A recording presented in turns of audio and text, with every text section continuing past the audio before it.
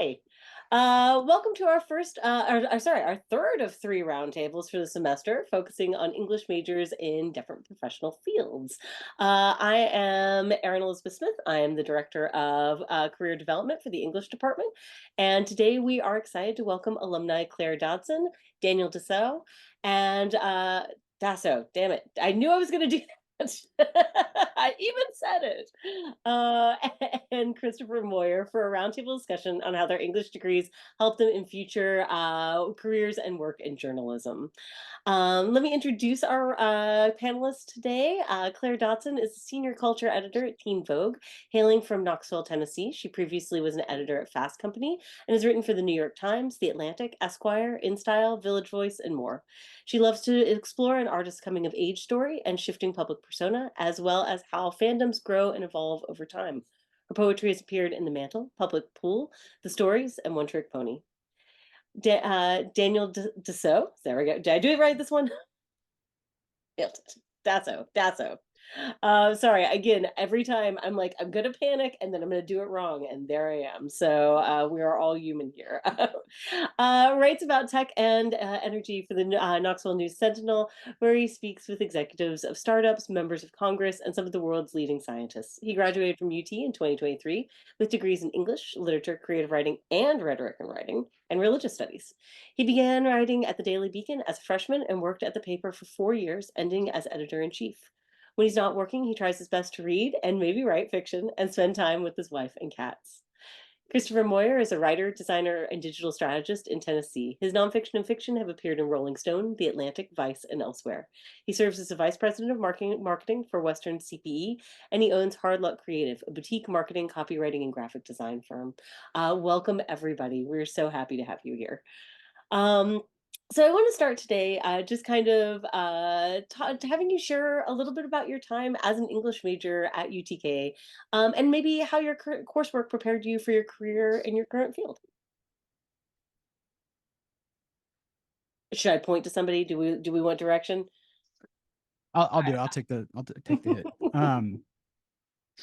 Yeah. Okay. So, I mean, I guess my time at UT was spent doing a lot of writing, almost entirely of fiction, though I really enjoyed doing essays, which ended up being useful in the long run as well.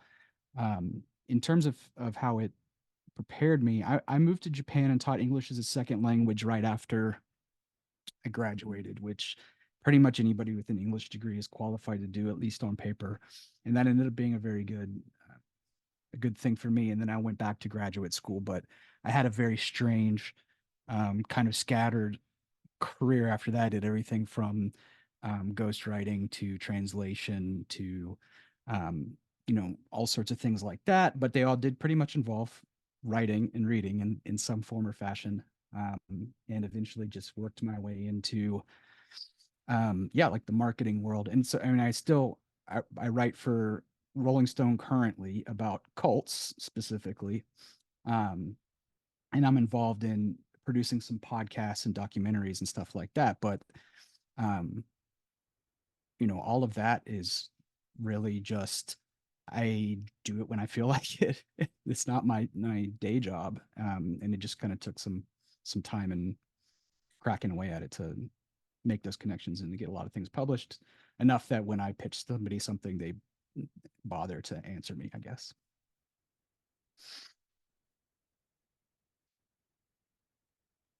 Yeah, I can go. Go for it, Claire. Yeah, I mean, it definitely had a tremendous impact on my career as well. I took like rhetoric classes and some poetry, and I took a creative nonfiction with Margaret Lazarus Dean, and that was such a pivotal class and was like one of the first times I think I was writing more narrative, personal essay kind of writing. So she was such a big help. And then I also worked at the Daily Beacon, and those two things combined, I think, gave me a lot of practice that was also real. Like I came out of that with real writing samples, and started freelance pitching when I was like a senior in college, and had a good mentor who was a journalism professor at the time too. And yeah, really just started writing as a senior. I think Like I edited the entertainment section at the Beacon when I was a junior, and that was very much like, oh, this is what I want to be doing. And then I graduated and kind of fast forward a few years, and now I'm doing basically that, just on like a bigger scale. So it was great. Yeah, I graduated, started working at Fast Company, which is like a business magazine. And I think I got that job because I had freelanced for them once in college because of a trip to New York that I took with the journalism professor at the time. So yeah, I think the English department is great. It was great to take like as many different kinds of classes as possible and like try different styles of writing. So it's great. It's great for me. Yeah, I would say my experience with the English department was similar to Claire's. The ability to go between all different kinds of genres of writing, to be doing creative nonfiction at 1 hour of the day, poetry at another, writing a literary critical essay, and then going to the Daily Beacon and doing student journalism. It makes you a very agile and flexible writer, which means that when you enter the workplace, you can do really any kind of writing that an editor asks of you. And I think that's something that's very unique to English majors. I knew a lot of journalism majors, and I knew a lot of journalism professors. I have great respect for what they do, but they don't have the breadth of genre that you get as a writer in the English department. And they also don't imbue you with a creative drive the way that the English department does. Um, and I'm a big advocate for English majors participating in student media of any variety, but especially at the Daily Beacon. And I have to give a shout out to Claire because when she was editor in chief, the Beacon switched from being like the huge fold out newspaper to the tabloid, which is the version we print now, where it looks kind of like a book that you read from left to right. And that format allows you to play around more with special editions, which she did. And I've read some of those special editions, and they were quite creative. And I can see how she landed where she is now, looking back at what she did at the Beacon. So I think all of that is great. Thank you. Cheers to the Beacon. We love it there. Indeed. And also thank you, Daniel, for teeing me up perfectly for the next question, which is why major in English instead of journalism? Not to denigrate journalism. We love journalism majors, but what led you to choose one major over the other? Yeah, so for me, my dad was an editor at the Daily Times in Maryville, like my whole life basically. And I think that I sort of knew how a newsroom worked a little bit from that. And I had a great journalism teacher in high school. And not that you can learn all of journalism in one class, but I think you can get a pretty good grasp of the basics if you have a good teacher. And then from there, you can learn from doing. So I think for me, I didn't really feel like the journalism degree would offer me like the breadth of knowledge. And I think also at the time when I was a freshman majoring in English, I hadn't totally decided on journalism as a career. I was like, maybe I'll do academia, like try to be like a college professor or something like that. So I was sort of leaving my options open. And English is a great degree to leave your options open with, whereas journalism is a little harder. And I think now, years out, something with journalism degrees is it's really hard to stay up with the speed of technology and with like adaptations in the field. So teachers are teaching years behind even the best ones, and there are some really great journalism teachers at UT specifically. Love Melanie Pfizer for one. The late Bonnie was so great at teaching me like copy editing. So no shade to journalism, but it's just hard to keep up, and it's easier to learn from editors who are like actually doing it. Yeah, I think adaptability in general is really, really crucial for anybody that wants a writing or writing adjacent job at this point in time. Um, and I mean, a lot of people that I know that came to journalism, it was not kind of where they thought that they would be initially. And that's true for people in all sorts of creative jobs that I know. But I mean, every single person I worked with at Vice doesn't have a job anymore. That's a harsh reality of the industry. My first editor at The Atlantic left The Atlantic like 5 days after my first article with them came out. It's tough out there. And it's good to be able to, yeah, I mean, just flex different muscles and try to develop your writings. You can, if you're a good writer, you can learn to write for those different environments and mediums, right? I think most people can anyway. There's a lot of learning by doing, like Claire said. And I mean, also rare and impressive. I mean, Claire, you were pitching as a senior. That's the way to do it, right? I wish more people, more undergrads these days would just try and make a bunch of shit.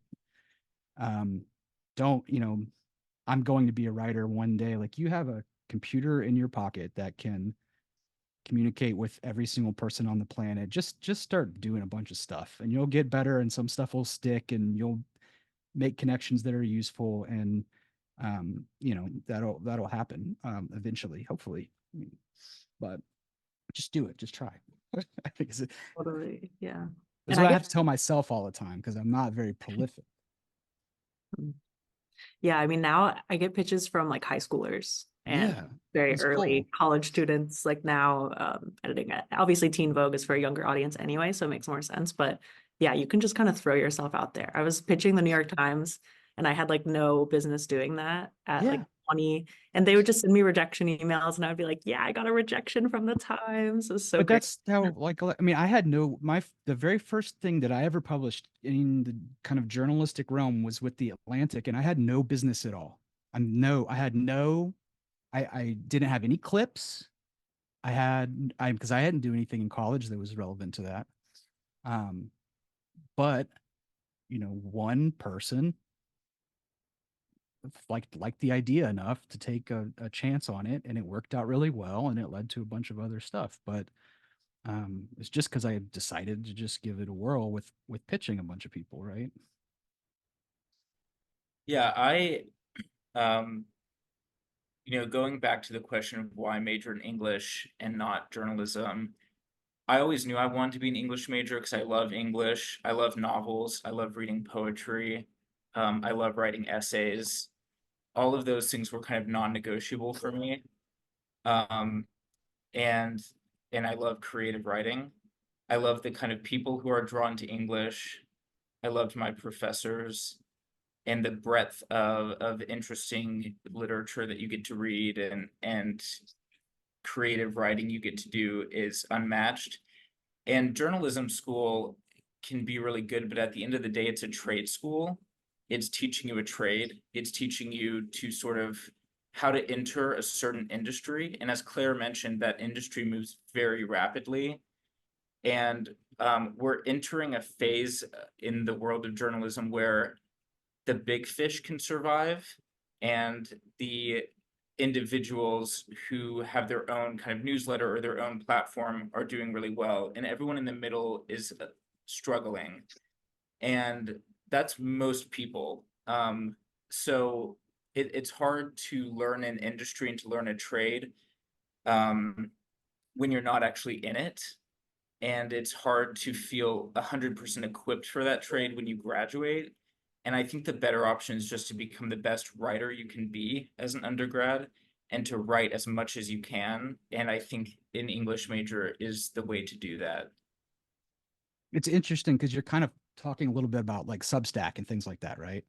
Um, Great example of a thing that just sort of came out of nowhere and democratized a subsection of journalism in a way that is making some people like very, very comfortable, and also offering them complete creative control over the project that they're doing. But you just kind of never know when that sort of thing is going to come along, and if you're ready to adopt it and jump on it and adapt with it, then it might work out really well for you. If you're kind of stuck in you can only do this one very narrow thing, then you're probably going to be one of the people that gets left behind. Yeah, I I want to kind of think about some of the classes that y'all took. We I know we kind of talked a little bit about this before we were on camera here. But could you tell me, or like, how, I guess let me say, how do you feel about like the classes like literature, creative writing, technical writing prepared you for work in this field specifically? Yeah, I think for me, like I took rhetoric and writing when I was a sophomore, and that was like an early experience with text, like modern text analysis. So like we would watch horror movies and talk about the like gender and race implications and like what all the symbolism was in like very modern ways. And I think learning like the basis of what rhetoric is and what how to make an argument is just like 50% of what I do now, listening to a Taylor Swift album and parsing out like what that all means and what she's trying to say. So I'm very thankful for that class specifically, and the creative nonfiction as I talked about before. But yeah.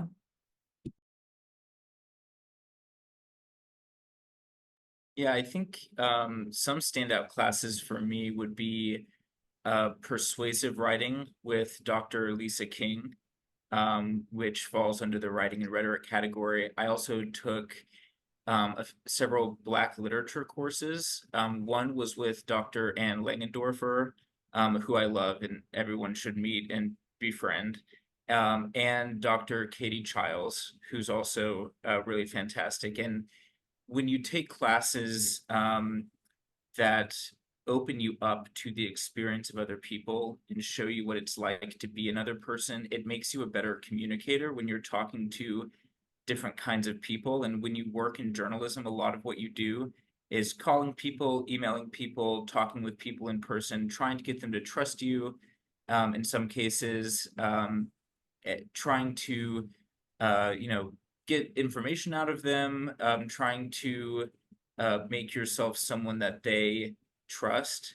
And I think English classes that teach you about other people's experiences and how they express those experiences through writing is all great preparation for the work that you do as a journalist. For me, I mean, at the time, I was really most interested in the fiction courses that I was taking with Alan Wire and Michael Knight, which were a lot of fun, but ended up having less of an impact on my career in the long run. I think some of the courses that ended up being most useful, one was a technical writing course with Russell Hurst. Is that his name? Yeah, which you know, at the time I didn't, it was a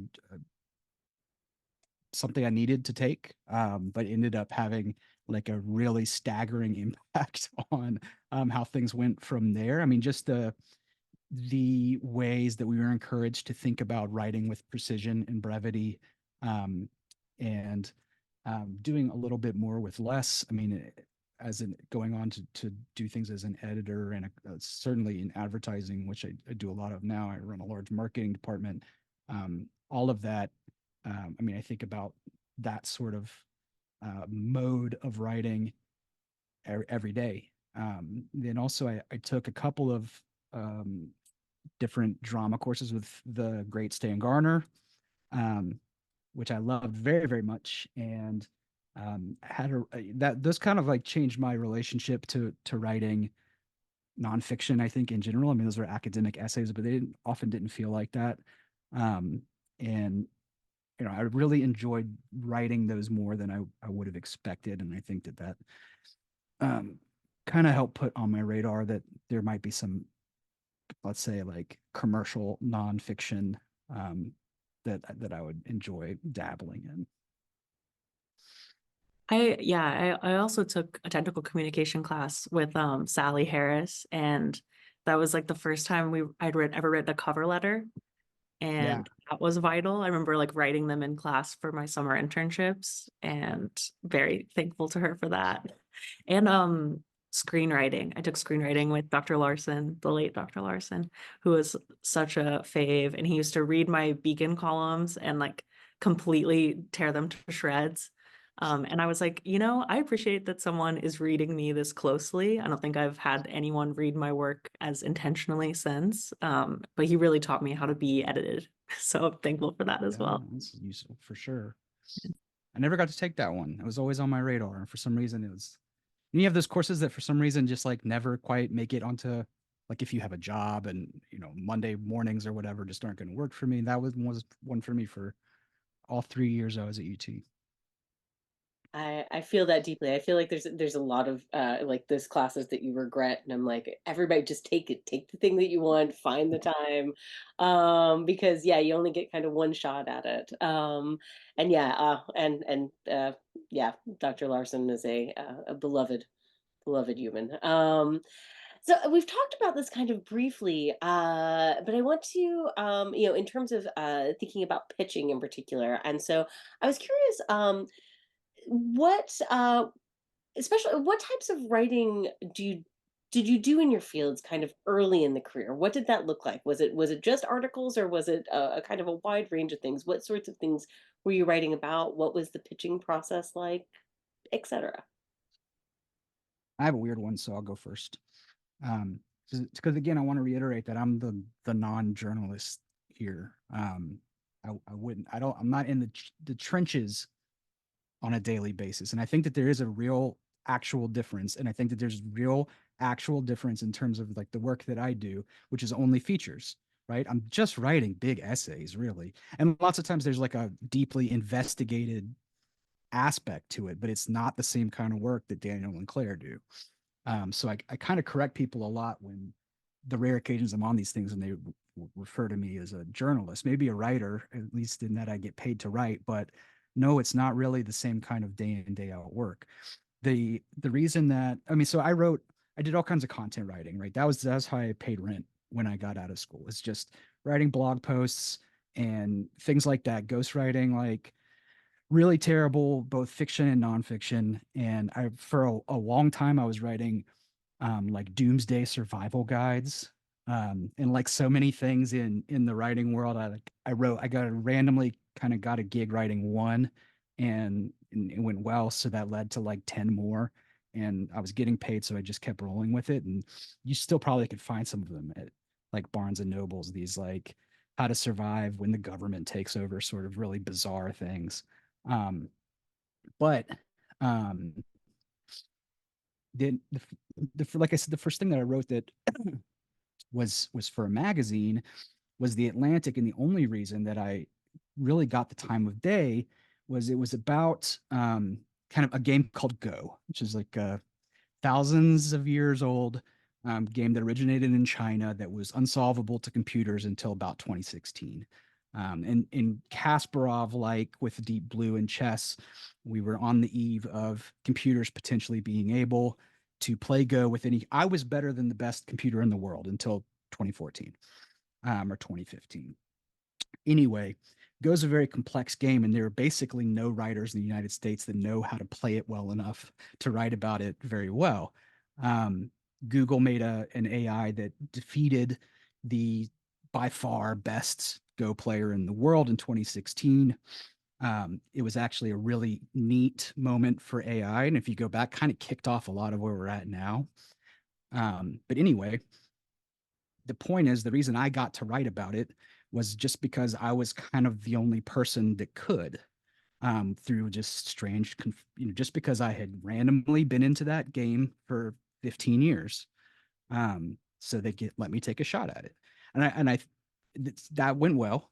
And so I used that as a stepping stone, I showed it to other people, like, hey, so I can actually produce the writing, and then I got more shots at more things.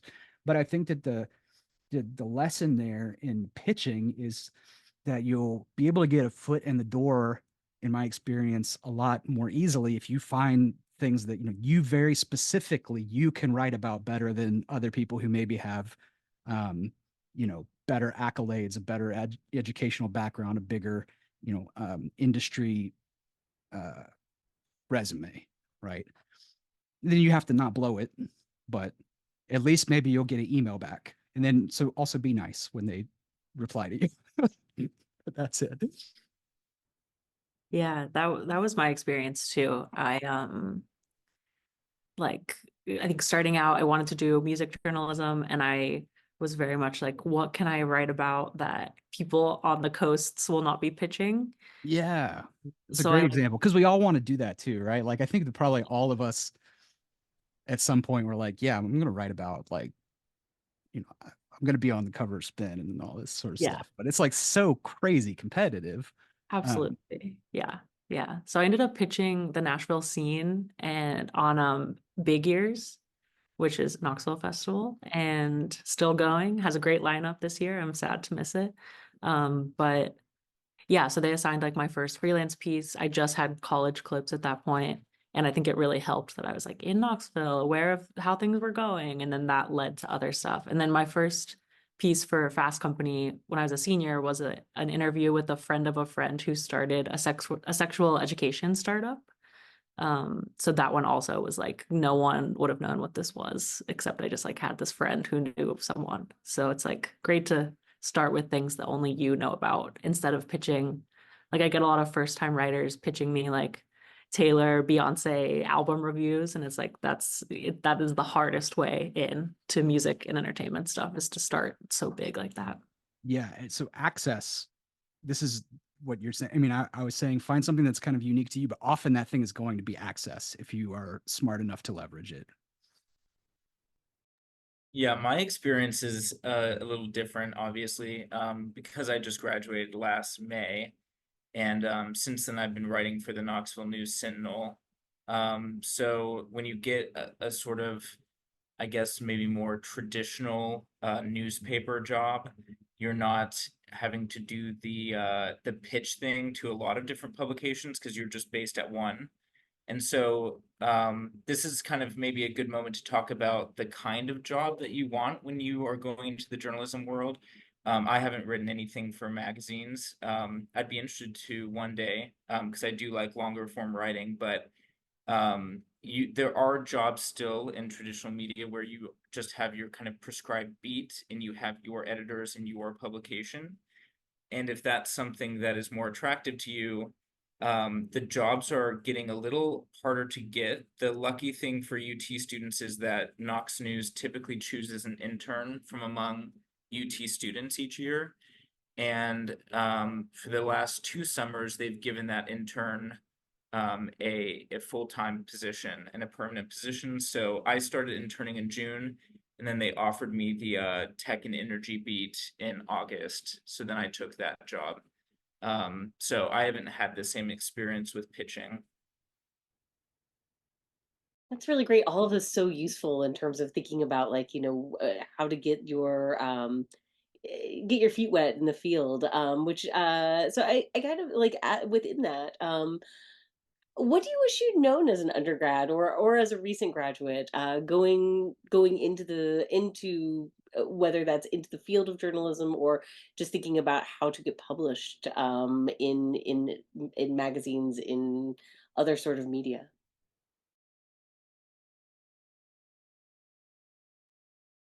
I mean, I feel like I have many things, but one thing touching on what Daniel mentioned earlier about taking like a Black literature class, I wish I had done like more gender studies and more like African American studies and like kind of broadened a little bit within my English education. I think now there's so much like I learned through like reading and meeting people, of course, but there's just some context that is really helpful. It's like so helpful to learn as many different cultural reference points, especially with entertainment reporting. Like so much of music is shaped by Black culture, or rather, Black culture shapes so much of music and movies and TV. It's a wide ranging. But yeah, I think that's something I wish I'd taken, just like more kinds of classes. But yeah, I'm torn. I'm like thankful for everything, but there's always things you wish you could do. I'm sure I'll think of more as you guys talk more. Yeah, I think for me, I wish I had read a little bit wider. I think that you get so comfortable reading the kinds of things you like. You like certain authors, you like certain kinds of books. There are books you think you'll never want to read. But books are knowledge, and I think it helped that Claire and Christopher kind of talked about areas of unique knowledge that they had that allowed them to write and pitch stories. And the more that you read and the more widely that you read, the more touchstones you have, and the more knowledge you accrue as you go, because you are going to be asked to write about things that you don't want to write about. I think that that's just inevitable, that someone will ask you to write something and you'll think, I don't know anything about this and I'm not particularly interested in it. Honestly, when I was offered the tech and energy beat, I kind of paused for a second because I thought, this isn't really what I imagined. But it didn't take me long to accept it. A, because it's hard to get some jobs like this, but B, I was just really excited to learn more about these different areas. And now I know way more about the Tennessee Valley Authority and the Department of Energy in Oak Ridge than I ever knew before. And I honestly love my beat. I wouldn't trade it for any other beat in the newsroom. But you have to have a willingness to write about things outside of your comfort zone. And oftentimes, by writing about them, you kind of fall in love with them. Yeah, that's a great point. In terms of not just reading more broadly too, which with both of you have said, but also, I mean, taking more courses outside of the major, I mean, I think would actually have been really, really valuable to me. I'm surprised that you can kind of draw a straight line 15 years later from a lot of the things I do um, professionally that started or didn't start, but at least manifested to some degree in courses that I took that I thought just were going to be kind of cool, and I had electives. But I mean, like right now, so I'm saying the only magazine I have a relationship with is Rolling Stone, and I pretty much write only about cults. And I had a religious studies minor at UT, and I even took a course on cults. And you know, I just always had an interest in theology and things like that. So I could have done more with that, and I could have allowed myself to think about that as something that might intersect with my professional life a little bit better. Um, a lot of those things. I mean, I do. I mean, so much of my day is taken up with things involving like photography and graphic design. Never even I could have, you know, I'm sure I could have squeezed in a course somewhere. Um, Never did. Had my eventually over the course of 10 years, you know, kind of learn that stuff in the field and on my own enough that, you know, I'm managed people that do that. But um, having a little bit of a broader skill set instead of just thinking like, oh, I'm going to write the great American novel 6 months after I get out of school, which is totally what I thought I was going to do. I was a total tool about it. Um, you know, would have helped me a lot, I think. And also just understanding, sorry, it's puppies just ran in here. The the difference between just wanting to be a writer and being a professional writer with the emphasis on professional and what that comes with, right? So I manage 20 people in a marketing department, most of whom are some flavor of writer. And this is not really related to journalism. But there's a staggering number of people that I interview or that I hire right out of school who aren't thinking about the difference between like being cute on TikTok versus being somebody who deserves to be paid $70,000 a year for managing a corporate TikTok, right? And all the extra skills that come with something like that, like understanding why you might need to track KPIs like engagement rates and graph those things and market accordingly, and all these other kind of skills that need to be layered on top of that. The importance of being able, whether you feel like it or not, or you have writer's block, to find a way that works for you to be able to sit in the chair and edit or write. If you know, somebody is paying you to do that, you got to learn how to do it. And I think college is a great way to um, or a great opportunity to learn how you work and how to work in productive ways. And it's not like taking Adderall. It's developing healthy creative habits and learning how you can leverage that once you get into a situation where there's something on the line. Yeah, and if I could give one piece of advice to English majors who want to go into journalism, it's do not, under any circumstances, graduate without writing samples. It doesn't really matter where they are. And because it doesn't matter where they are, there's really no excuse for not having them. Yes. It's people Which, all the time. Right. yeah, Go start a Medium blog. Mhm. Medium Same with blog. graphic designers. Just makes it doesn't matter if it's a fake company. Just makes I just want to see you can do it. And a lot of any student can go to the Daily Beacon and start writing articles, and there's not a big threshold to get them published, and it does count as an external publication that edited and published your work, and there's a separate link to it, so you can link it on a resume if someone asks for writing samples. Candidly, the executive editor at Knox News doesn't even, when someone applies to work here, he doesn't even really look at what they majored in. He looks at their writing samples. And so I can't say that being an English major got me this job, but I do think it made the writing samples better. And I do think it made me a better writer. So you're not going to get into a journalism job because you majored in English, but it'll make your writing better, and you need writing samples to put in front of people. Agreed. Yeah, the writing samples are so crucial. Like, especially if you're trying to go, I mean, in any field, but if you're trying to work outside of Knoxville or like in places, like New York media is very, like, there's a high Ivy League percentage. There's a lot of people who go to those prestige schools and know people, and like that's what you're fighting against. And I think it's good to know that that's what you're up against. But if you worked at your college newspaper, if you have writing samples, like, you're the same. Like, I work in an office with people who went to Columbia and Harvard, and we're doing the same job and making the same amount of money.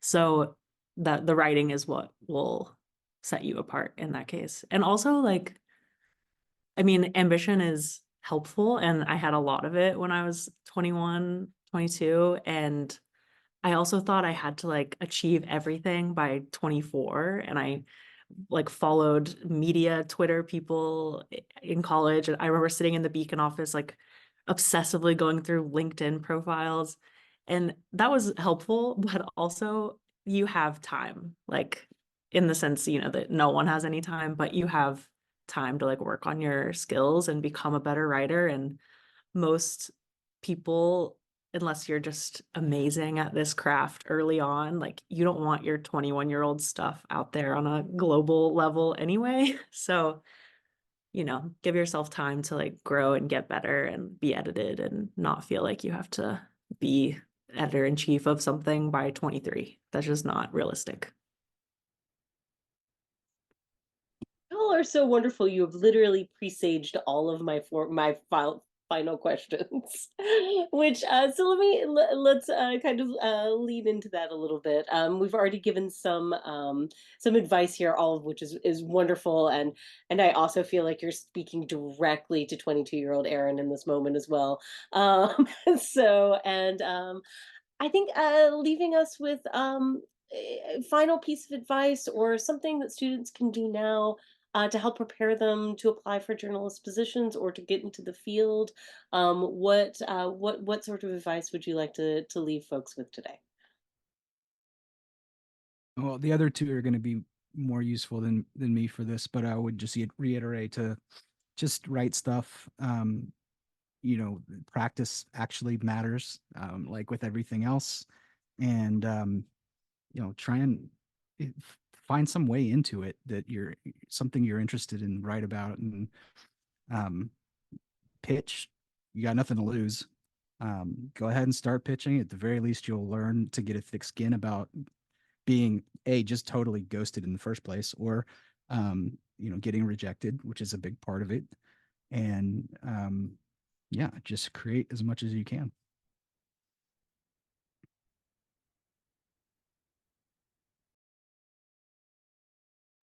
Yeah, one voice that I think students should quiet in their head when they're an undergrad is the voice that tells you need to go to grad school. And I might not be speaking for everyone here because some English majors just have no desire to go to grad school. I felt an immense pressure to go to grad school, and I think part of that is because a lot of times on English alumni panels and roundtables and uh, blog posts, you see someone who got a professional degree after being an English major, and so now they're a lawyer or they're a doctor, and that's really great. And I think English majors do really well in professional grad schools, but journalism is a case where you don't need a graduate degree. I work alongside several people who have graduate degrees, and we do the same job. Um, and now I might go to grad school, I might not, but you don't need to for this job. And so um, but that's not something to feel bad about. I think especially professors I had in the English department, told us to be very wary of going to graduate school, especially for academia. Just in the current climate, grad students are overworked, underpaid, exploited, um, all of that. And so it's really something you should do if you feel passionately about it. But the advice I received from professors was essentially, if you can imagine yourself doing anything other than graduate school, you probably should do the other thing, and wait until your passions are leading you to grad school. My passions were leading me to a job where I could get paid to write full time and wouldn't be doing coursework. And so that's what I'm doing now. So if you feel like you have to go to grad school to be impressive and you have to go to grad school to be a journalist, neither of those are true. And while grad school is great, you should really take that pressure off of yourself. Hmm. That's so true. Unless you just are really wealthy and you want to spend a couple years just bopping around a city you like, do not go to grad school. And like I think about like I was really lucky with like in-state tuition and scholarships. Like I graduated from UT debt free, and that enabled me to take a job that paid very badly in New York. And even not having any student debt, it was still like very hard to live here, and like I amassed credit card debt that I'm still paying off. So like the more you can save yourself money and just do the writing that you want to do and practice and like, publish it wherever. Like I was in high school writing like fan fiction and publishing that on the internet and like anywhere you can write stuff and learn, like get people's feedback on it is so helpful. Just like don't think you have to prove something to yourself with grad school unless you're pivoting fields. That's such a good point. I'll be the slightly different point of view on that too, because I did go to grad school, but I went for I got an MFA in creative writing, and I didn't pay for it, so it changes the game. If you can get a assistantship for one, then you should think about it differently. I wouldn't have paid for it. But the one thing it is good for is if it's going to work out right in terms of you being able to pay for it and live during that period of time, then it is good for creating some time to I produced a ton of work in grad school, a lot of which I got paid for. And so having an MFA just does absolutely nothing for me professionally. It doesn't mean anything to anybody. But it was like a pretty good couple years. Then I learned a lot. So I think for some people, it just depends on what you're expecting. Yeah, but don't expect that, you're going to get this credential and then like 1,000 doors are going to fly open, because that's not the way the world is. But it can be nice. Just don't overpay or you will have debt forever and it's awful. Yeah, that's a good point. I did kind of always want to get my MFA in poetry, and just the timing never worked out, but maybe I'll go do that someday. You could do they have like great virtual things now too, right? True. Oh yeah, that's what I was gonna say. There's so many resources online for like pitch guides, for like virtual classes. Like you can just, if you go into Twitter or like X or whatever and search like pitch me in quotes, you'll find editors calling out for pitches. And especially now, as freelance budgets are shrinking, that is real, but also staff jobs have disappeared so much that brands are like relying on freelancers so much. So For sure. there are lots of opportunities to I did a lot of that exact thing. In fact, that's how for a while I wrote for Vice for like a year fairly regularly. And the first time that I did, how I kind of got in the door was one of those Twitter hashtag, pitch me's. And I was a good fit for the topic and I pitched it and got it, and then worked with that editor, for a while after that. So definitely check. It's also interesting. It'll help you get a head for like what they're looking for, both in terms of topic and often in the pitch itself. Like, I mean, they'll often say list X, Y, and Z and keep it less than 100 words or whatever. And it's all very good practice. Yeah. Okay. Yeah, and I think a lot of journalists who majored in English probably dream of being like novelists or poets. Like they're doing journalism now, but when they're actually thinking about what they want to do, they think about like writing more creatively, which is true for me. Like I love what I do now, but I do sometimes sit there and think like one day I'll write a novel. So I think a lot of people carry their English majorness with them throughout their career, which I think is fun. But we're all talking about these different career choices, and I think it really just comes down to picturing the life that you want to have. And if you have the ability to design your life, whether that's staying in Knoxville, going somewhere else, writing freelance for magazines, writing for one publication, you can really have the life that suits you best and suits your needs best. And this industry is great because people are down on it a lot and talk about all the bad things that are happening in journalism. But one thing that's always great about it is the breadth of writing that happens, and the many different kinds of publications. And so it really allows you to design a life that works for you, and that you love. Wow. That's so beautiful. Are you a writer? Good one. Thank you all so, so much for your time today. This was such a wonderful and lovely conversation. I feel I've learned so much. And thank you for all that you do and all that you put into the world. So thank you again for your time. And we look forward to hopefully chatting with you again in the future. Thank you. Thank Thank you you. It's so nice to much. meet you too. Nice to Talk meet you to you guys. all soon.